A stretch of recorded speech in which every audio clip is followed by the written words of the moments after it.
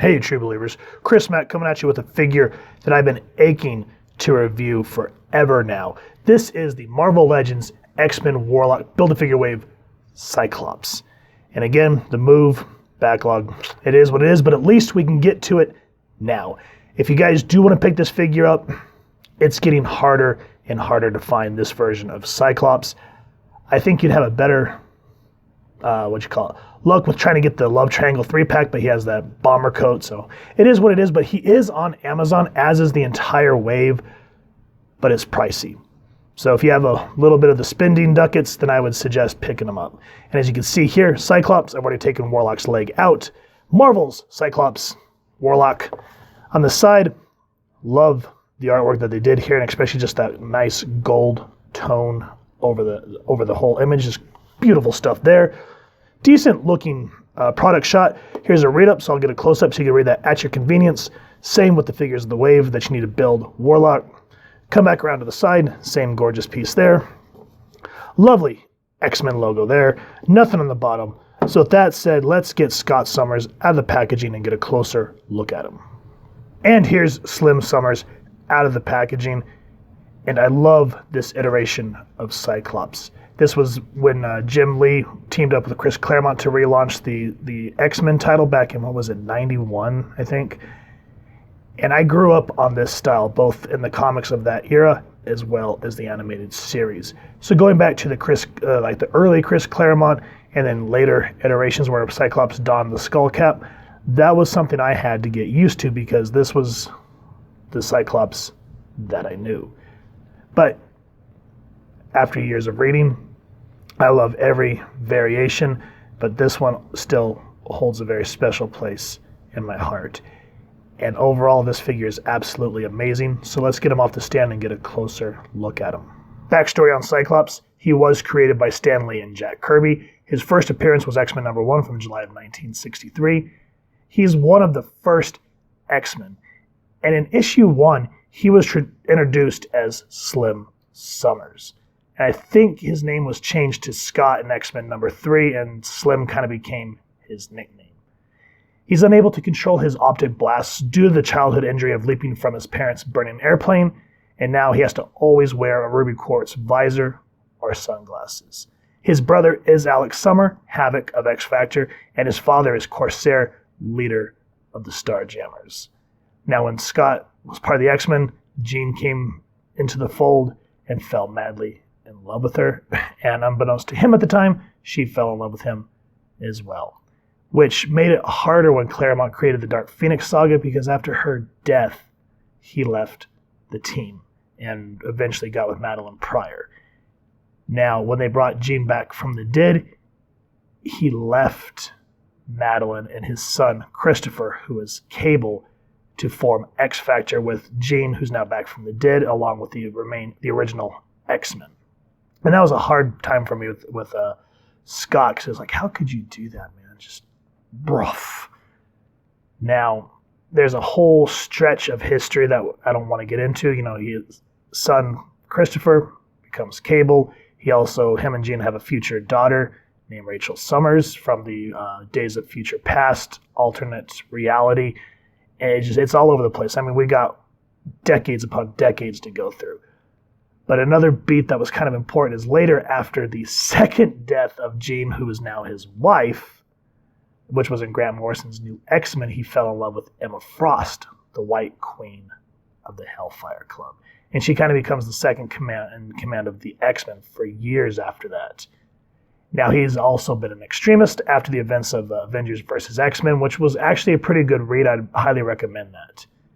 And I would also say, if you're not well versed in X-Men, I'd highly suggest reading Uncanny X-Men number 308 from January of 1994. Scott Liddell did a really good job of bringing new readers up to speed on the crazy adventures of the Merry Mutants up to that point. Some other reading that I would also recommend checking out would be the 2001 Ultimate X-Men run, as well as the 1994 miniseries Adventures of Cyclops and Phoenix, which also kind of gives some more depth to both Rachel Summers and Cable. So with that said, he comes with no accessories at all, other than the Build-A-Figure piece. It's frustrating. I wish they would have given him like an optic blast or maybe some other hands. So with that said, we'll just talk about the paint apps. And I love the visor. Again, when Chris Claremont and Jim Lee in the 90s, I think it was 91, relaunched the X-Men series as, they had the ongoing Uncanny X-Men, but then they also did X-Men. And this is where we saw Cyclops rock this look for the first time, which I thought was a really nice touch. And then, of course, there are pockets galore and straps for the 90s, which, people are saying that it's overused. I still think it's a nice little touched superhero look. The blues, the golds. I love that this red here for the visor. Flesh tone looks right. Hair looks good, and I really do like that they put some black wash in it to really make that brown pop. Blue looks good. Now, one thing about this strap here, it's connected to the belt. And if you guys do pick this figure up, be careful because this constantly comes unbuckled. And trying to get it to pop back in is SOB. So sometimes you just got to do your best and just, damn it. Ugh. Gloves look good. Looks the way it's supposed to. Love the little red X. Now these, I've said this on several other Marvel Legend figures, but I hate that when you're trying to move them around, these droop. I don't understand. This is supposed to be part of the boot. Why did they make that loose? Like these, like on the legs, on the wrists, I can kind of understand, but the boot part, why? Because nothing's more frustrating than when you get a pose you like and you think you're ready to go, and then just all of a sudden, bloop. It's so freaking frustrating. But anyway, other than that, there's not a whole lot more paint apps to him. He does, I believe, have the Bucky cat mold because he has that hole in his back, which I wish they would have filled that in. That was kind of dumb. The musculature looks good, and that's all for the paint apps. I mean, for the lack thereof, other than that nice golden visor, it shows who slim Cyclops really is. Now, for the articulation, this is an older figure, and I'm glad they gave us what they gave us. So his head can go down that much, and I believe it's on a double hinge, so you can kind of get him to look down pretty good. Same thing almost all the way completely up, so you can get some really cool shots if you have like a custom visor or laser beam. Can look that way, and you get some play in the head there. Now, before you guys do any posing with your figures, always please warm them up. I've warmed this guy up several times, and this arm, this bicep, is still having a bit of a shit of going all the way up the way it's supposed to, but you can kind of get the concept that way, 360, upper bicep swivel, relatively double jointed elbow, hand can go 360. And kind of going back to the accessories, I wish they would have given us some more hands because we just get the fist and then the hand that he can open his ruby quartz visor, which is cool, but it just really makes it hard when you want to do photography because this is what you're limited to. So you're going to have to find a figure that matches the color tone here. Now hand goes up, hand goes down, legs can go out that much, and then this thing can come on snap just from doing the ab crunch too, so that's frustrating. I wish they would have made this more soft. But you go that way, ab crunch back about that much. Waist can kick out 90 degrees. And then because of the butt flap, just like with all of the Marvel Legends, you can't go back too much. You have to go off to the side, which is stupid, but it is what it is. Upper thigh swivel there, thank God. Double jointed knees, boot swivel, foot go up, foot go down, and of course you get the pivot on the ankle. So overall, articulation, paint apps, I'm content. This is a very beautiful figure. There's just a couple of gripes that we've just done talk about that, chat my ass and freeze me up the wall. I love this figure, guys. I've loved it from the moment that I bought it years ago now. And any chance that I can get out, pose it, photograph it, I'm all over it.